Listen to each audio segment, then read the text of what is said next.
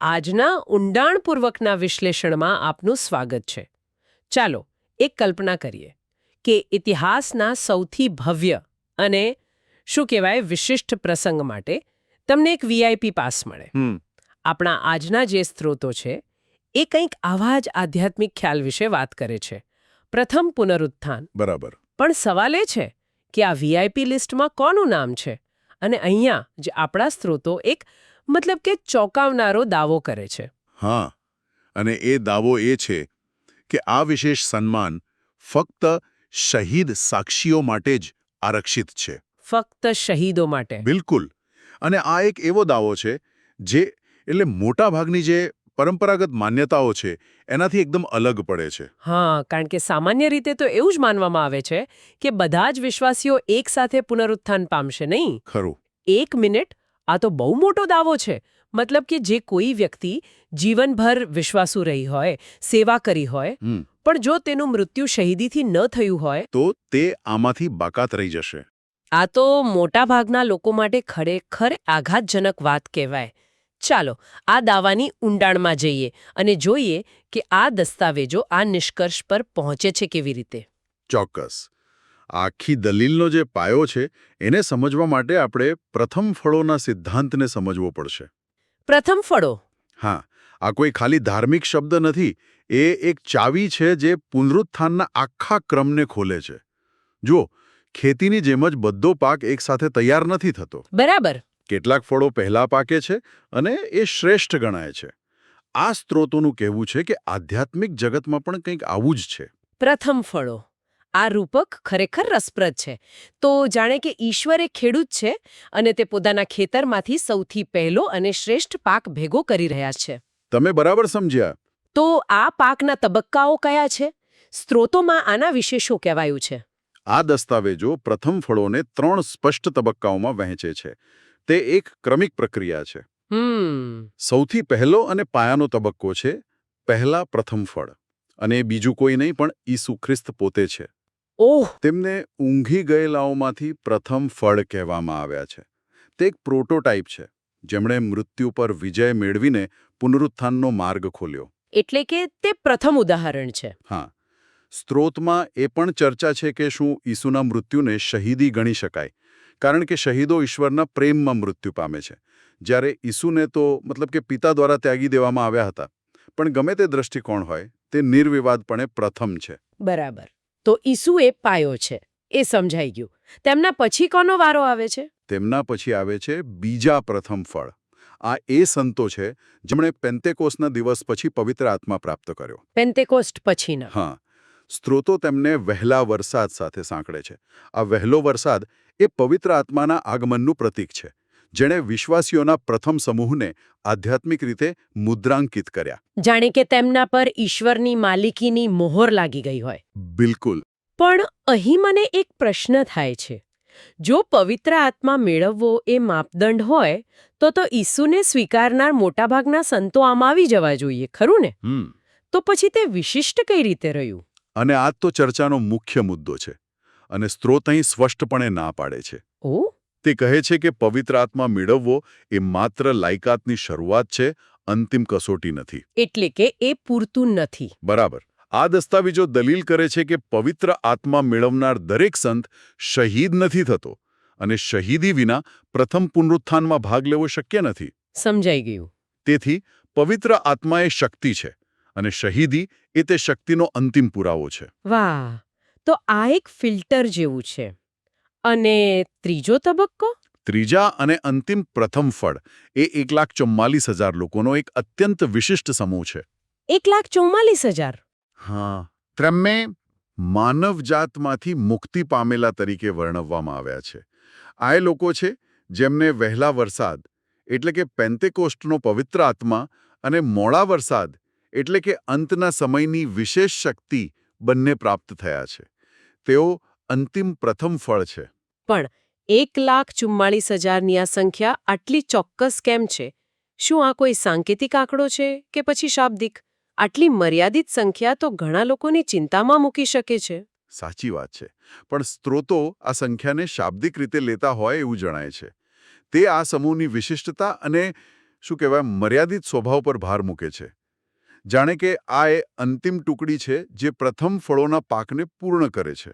હમ આ 3 તબક્કાઓ પૂરા થયા પછી જ જેને આપણે મુખ્ય લણણી કહી શકીએ તે શરૂ થાય છે.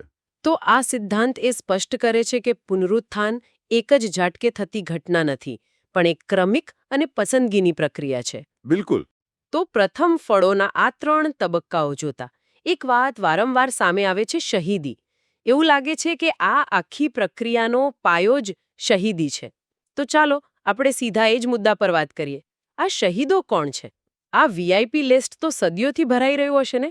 હા, અને આ દસ્તાવેજો આ બાબતે ખૂબ જ વ્યવસ્થિત છે. તેઓ શહીદોના આ વીઆઈપી લિસ્ટને સમયરેખા પ્રમાણે વહેંચે છે. ઓકે. સૌપ્રથમ જૂના કરારના શહીદો છે. અહીં મને રોકો. જૂના કરારના શહીદો? પણ તેઓ તો ઈસુના પ્રાયશ્ચિત અને પવિત્ર આત્માના આગમન પહેલાના સમયના હતા. તો તેઓ આ લિસ્ટમાં કેવી રીતે સ્થાન પામી શકે? સારો પ્રશ્ન છે, અને સ્ત્રોત આનો જવાબ આપવાનો પ્રયાસ કરે છે. શું કહે છે? તે અનુમાન કરે છે કે તેઓ યહોવાના આત્મા દ્વારા પ્રેરિત થઈને શહીદી સુધી પહોંચ્યા હતા. જો કે તેમની સ્થિતિ થોડી અલગ છે. કેવી રીતે? તેમને પ્રથમ ફળ કહી શકાય કે કેમ તે અંગે થોડી અસ્પષ્ટતા છે, કારણ કે તે સમયે પવિત્ર આત્મા સંતોના શરીરમાં કાયમ માટે નિવાસ કરતા ન હતા, જેમ પેન્ટેકોસ્ટ પછી થયું. ઓહ, બરાબર. પણ તેમ છતાં તેમના વિશ્વાસના બલિદાનને માન્ય રાખવામાં આવ્યું છે. રસપ્રદ છે. તો તેમની એક અલગ કેટેગરી છે. પછી કોણ આવે? બીજો અને સૌથી મોટો સમૂહ છે પેન્ટેકોસ્ટ પછીના શહીદો, એટલે કે નવા કરારના શહીદો. જેની આપણે હમણાં જ વાત કરી. હા, આ એ જ બીજા પ્રથમ ફળ છે, જેમને વહેલા વરસાદ એટલે કે પવિત્ર આત્મા દ્વારા મુદ્રાંકિત કરવામાં આવ્યા છે. ઠીક છે. ત્રીજો સમૂહ એ 1,44,000 શહીદોનો છે, જે પેન્ટેકોસ્ટના યુગના અંતમાં દેખાય છે. આ ત્રીજા પ્રથમ ફળ છે. જેમને વહેલા અને મોડા બંને વરસાદ મળ્યા છે. બરાબર. અને ચોથો સમૂહ રણશિંગડાના પર્વના સમયગાળાના શહીદો છે.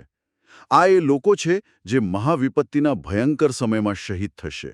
જેઓ શ્વાપદની પૂજા નહીં કરે. હા, જેઓ શ્વાપદ અને તેની મૂર્તિની પૂજા કરવાનો સ્પષ્ટ ઇનકાર કરશે અને તેના પર વિજય મેળવશે.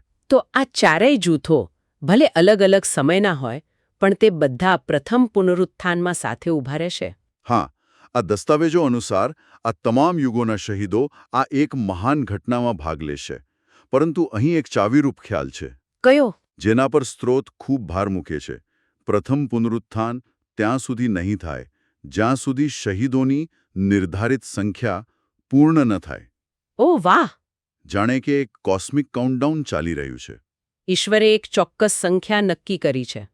અને જ્યાં સુધી એ છેલ્લું નામ એ લિસ્ટમાં ઉમેરાશે નહીં, ત્યાં સુધી ઇતિહાસનો અંતિમ અધ્યાય શરૂ નહીં થાય. બિલકુલ.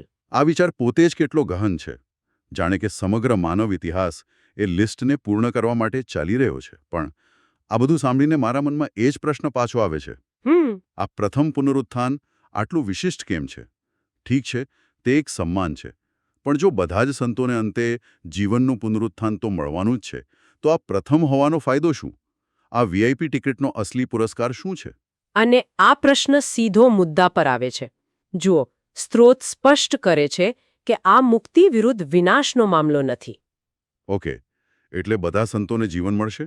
હા, બધાને મળશે, પરંતુ પ્રથમ પુનરુત્થાન એ એક વધુ સારું પુનરુત્થાન છે. આ માત્ર સ્વર્ગમાં પ્રવેશ નથી, આ એક પદવી છે, એક જવાબદારી છે. પદવી? હા. જેઓ આમાં ભાગ લે છે તેમને એક અનોખું સન્માન મળે છે. તેઓ ખ્રિસ્ત સાથે 1000 વર્ષ સુધી રાજા યાજકો તરીકે શાસન કરશે. વાહ! તો આનો અર્થ એ થયો કે પ્રથમ પુનરુત્થાનમાં ભાગ લેનારાઓ માત્ર સ્વર્ગમાં જ નહીં જાય, પરંતુ તેઓ ત્યાં શાસન પણ કરશે. બરાબર. આ તો આખી વાતને એક નવા જ સ્તરે લઈ જાય છે. આ સામાન્ય મુક્તિ કરતાં ઘણું વધારે છે. આ તો જાણે બ્રહ્માંડના નવા શાસનનો ભાગ બનવા જેવું છે. બિલકુલ. તે શાસન કરવાનો અને ઈશ્વરના રાજ્યમાં વિશેષ ભૂમિકા ભજવવાનો અધિકાર છે. અને આ પ્રક્રિયાને સમજાવવા માટે સ્ત્રોતો ફરીથી ખેતીના રૂપકનો ઉપયોગ કરે છે. ફરીથી? હા. પ્રથમ પુનરુત્થાન એ અનાજની લણણી છે. આમાં ઈશ્વર પોતાના શ્રેષ્ઠ અને સૌથી કિંમતી પાક એટલે કે શહીદોને કાળજીપૂર્વક એકઠા કરે છે. અને જેઓ પાછળ રહી ગયા તેમનું શું? ખેતીના રૂપકને આગળ વધારતા સ્ત્રોતો કહે છે કે અનાજની લણણી પછી દ્રાક્ષની લણણી આવે છે. દ્રાક્ષની લણણી. હા, જો અનાજ ઈશ્વરના પસંદ કરેલા લોકોનું પ્રતીક છે, તો દ્રાક્ષ એવા લોકોનું પ્રતીક છે જેમના પર ઈશ્વરનો ક્રોધ ઉતરશે. ઓહ. તેથી આ દ્રાક્ષની લણણી એ પૃથ્વી પર આવનારી 7 વિપત્તિઓનું ભયાનક ચિત્ર છે. તેને ઈશ્વરના ક્રોધના દ્રાક્ષકુંડમાં નાખવામાં આવશે. આ એકદમ વિરોધાભાસી ચિત્ર છે. તો ઘટનાઓનો ક્રમ સ્પષ્ટ થઈ રહ્યો છે. પહેલા શહીદોની નિર્ધારિત સંખ્યા પૂરી થાય, બરાબર.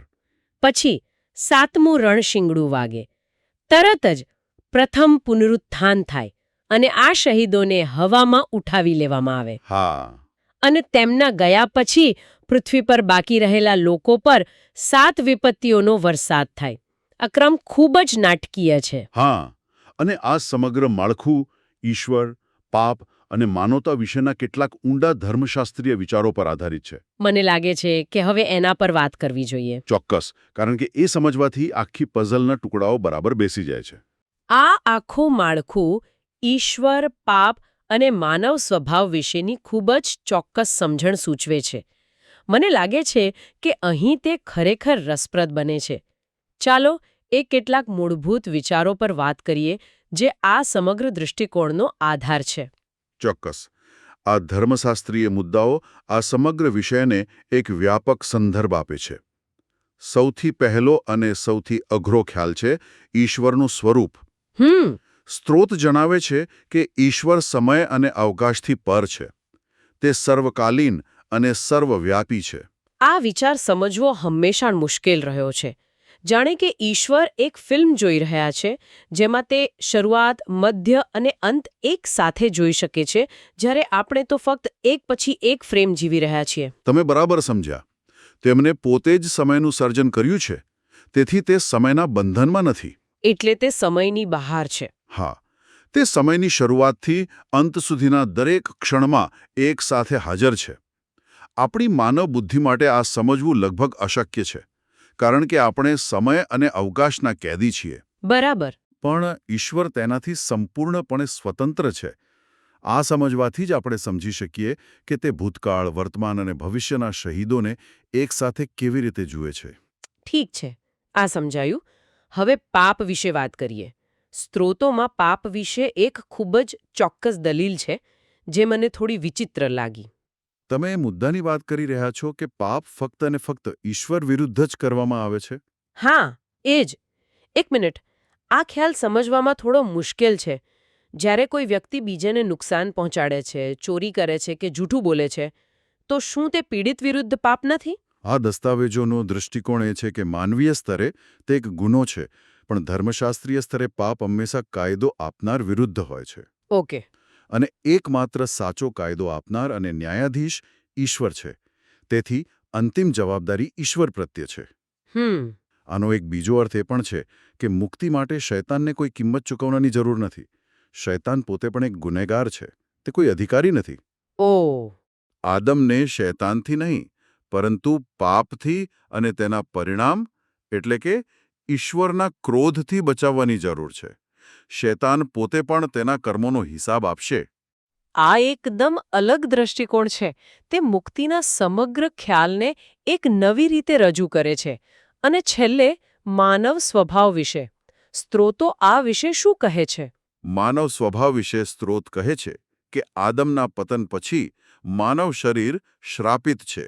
શ્રાપિત? હા, આપણા શારીરિક સ્વભાવને એક જંગલી બગીચા સાથે સરખાવી શકાય.